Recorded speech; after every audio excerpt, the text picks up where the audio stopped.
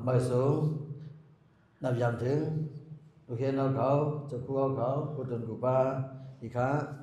khá bê hậu biến cho khu trần tâm mà lại kiong cầm mặt than mà bó thị viên kinh tụng này thì khá để văn bên này cho hậu khẩu cho cụ viên viên cụ tỷ tỷ chú lùm bong gần sẽ lệ để mà khuyên bằng soạn yên khao mày này làวันมื้อนี้เฮาก็สำเร็จผิดบ้างเฮาจะเสีย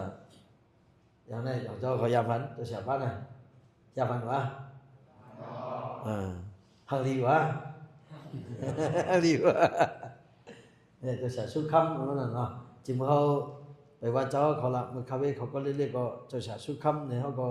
ยำยินจื้อจังขนาดเนาะเป็นก้อนหมอเตรียมลิกเตรียมลายกูเมียวๆนั่นน่ะก็เป็นนั่นแหละเจ้าสาวสุขมาเป็นคนหมอลิกหมอลายคนมีจื่อมีเสียงแน่มันได้เจ้าเขาได้มา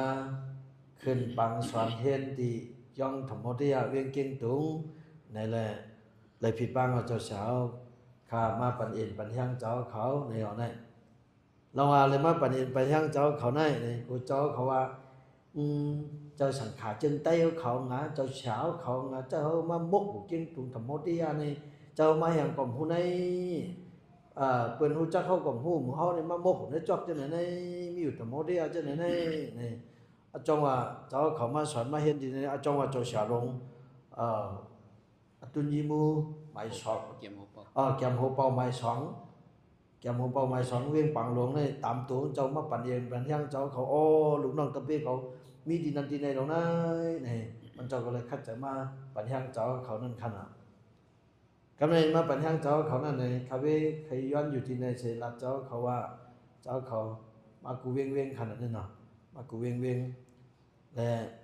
เปิงหลงเจ้าเขาดูคัดใจนะคัดใจในวางไงตีป๋องว่าโปใจขั้นโปมากก็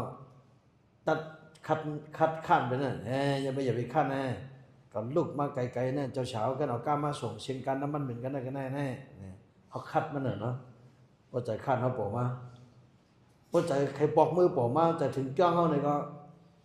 มากำเงยมือใครมือเขาไงมันยำอยู่จ้องเขาว่าในขึ้นคัดแบบนั้นน่ะป้องใครขั้นตัวลิกป้องใครตัวลิกเหงานวลมาบ่เนี่ยก็มันนวลมาตั้งวันนั่งขึ้นเลยเขียวกลางขึ้นกันนวลเลยในเราหลุดคัดนั่นน่ะอันนั้นบอกว่านั่นบอกว่าคัดใจนั่นคัดแบบนั้นน่ะคัดแบบแต่เจ้าเขาเป็นก้นกำดีอ่ะเจ้าเขาเป็นก้นกรรมดีเขาเป็นในอาศัก16ก่อนน่ะปีนพน่ะเอาหกไว้ตั้งนาน16อ่ะ16อ่ะปิงอย่างนั้นเจ้าคู่เขาสอนปันเจ้าเขาจะไหนมือขับปันคาเฟ่เขามันมีไงเขากลับเมืองมันก็เพิ่นได้ตัวที่สอนมันเฮาโยนก็สอนปาลีในร้านเพชรร้านอันนั้นบ่สอนถึงเจ้าหมอนี่ที่สอนจึงคือว่าติ่งชากันนั้นเงินไปนับเดือนแต่ที่สอนจื้อเปิ้นมีปานเฮาเหมือนกันมีเฮาก็คืนตามฉาสมาเฮาเปิ้นคัดใจสอนปานเฮาเฮาก็จะคัดใจต้องเอาไม้เอาเก็บหอมตอมจู้ไว้เนอะเฮากำอิดอ่ะชังเมียวนี่เจ้าเขาว่าลีกนี่เฮาจักเลยชมบ่ล่ะเจ้าสาวเขาเจ้าเฮาเตรียมไว้บ่นะเจ้าเตรียมไว้บ่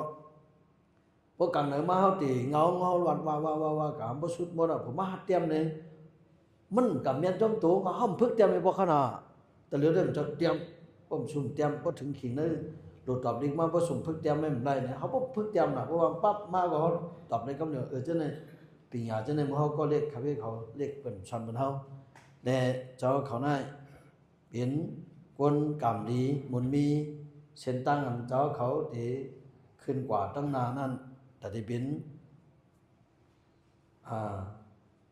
ผู้อันโหโทนาสังขาเฮากะเลยสังผู้อันโหโทนาแต่กะเฮากูวันกูเมืองกว่าจังนั้นไงมันเป็นเจ้าเขาจะเนี่ยแต่ได้ขึ้นอย่างมาสูงเป็นก้นกัดก้นแข็งมันจึงเจ้าสาสุคำเขาไหนก็เจ้าสาสุคำก็เหมือนเจ้าเขาในน่ะสอนมัดเล็กๆจังไหนก็สิขึ้นไหลเหยียบขึ้นเป็นสิขึ้นไม้ก็จอดได้เปลี่ยนมาเจ้าสาสุคำเจ้าสาสุคำในเกิดออกต้องมีมาปลอบเนี่ยเป็นก้นจื่อเชียงอย่างกัดแขนนี่นั่นจะร้องมันก็สอนเฮียนสอนกูจื้อกูเมียวลิก้นเฮือนก็คนยาวแต่กระโสก้นเฮือนยาวลิเตกระโสมันเจ้าก็ยาว nâng mương của xóa nó nọc mương của xóa nó cầm cala của mồ đi không nữa cho tháng này có bữa khát cháy nữa nè khát cháy chừng không bao một cái nè bao cháy khăn màมันว่าอย่าไปข้านนี่คัดใจขึ้นนั่นน่ะเนาะมันขับไปเขาแล้วก็อาสักขับไปบ่ได้40เออคัดที่กับชั้น ABC เออเจ้าเขาcái đó 40เจ้าคู่มาหลาเก่งตุงอาสักได้40ที่กับชั้น ABC เนี่ยเจ้าเขาได้14ก็ขนาดเขาได้40เออนะเจ้าเขาได้กำดีหรอกำดีเต้ๆว่าตามหนึ่งกำเขาเดียววันเมื่อไหร่เจ้าชาลงเขาสังขารเจิงใต้เขาผู้จุ่มลงสังขารเจิงใต้เลยเขาสังเสียสมาเจ้าเขาได้สังผู้จัดการเขาได้สังเจ้าคู่เขาได้สังในห้างแห่นมันเจ้าเขาเลยมาสอนมาเห็นอยู่ในกำกู้สู่เขาเนี่ยจ้องดีแต่หน้าตรงไหนกูเจ้าเขาลืมตัวอย่างไรกูเจ้าเขาลืมตัวมาเขาเนี่ยเป็นสังเวียนเนี่ยจึงปุ่มมีอันนะใครจะเจ้าเขากูบอกมีเจ้าสั่งป้าจะสั่งอ่อนป้าจะxả chân kẹt đi nữaจะสั่งกับแกกđiเมื่อไรจะสั่งก็กูxả nàyกับแกกđi em nàyพอเสียงเย็นกว่าจะสั่งขึ้นเจ้าสั่งกับแกกđiเมื่อไรจะสั่งกับแกกเห็นนั่นกวนถึงหนังวันมาเจ้าสั่งกับแกกđiเมื่อไรเห็นไหนจะสั่งก็ขั้นมาวันวางจะสั่งตอบว่าจะสั่งอันคาเจ้าสั่งแกกđi nàyมันเจอตาเก่าเป็นมุนเจ้ามันเจอตาเก่าเป็นตาเจ้าสังอ่อนนะเจ้าสังอ่อนตอบเจ้าช้างว่าเฮือนเลยโอ้ข้ามาหู้เลยเจ้าช้างเจอขัดแยกที่กวนอยู่ตาเจ้าสาวนะพวกตันตาข้าได้คำแยกเขาหรอชื่อเช่นนั้น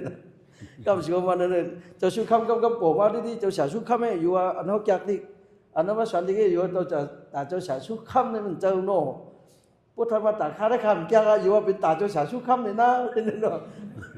เจ้าเขาในกฎวิสัยเราลองมาเป็นตาเจ้าเขาก็แต่ที่ขึ้นอย่างมาทรงกับนำปัดนึงเป็นตาเจ้าเขานำปัดสองเนี่ยเป็นตาศาสนาเขานำปัดสามเนี่ยอันนี้มาตาตะกาเขามันตาเจอตาเจ้าสาวชุกคำเนี่ยอันนี้เจ้าเขาก็ต้องไว้คลองเฮ้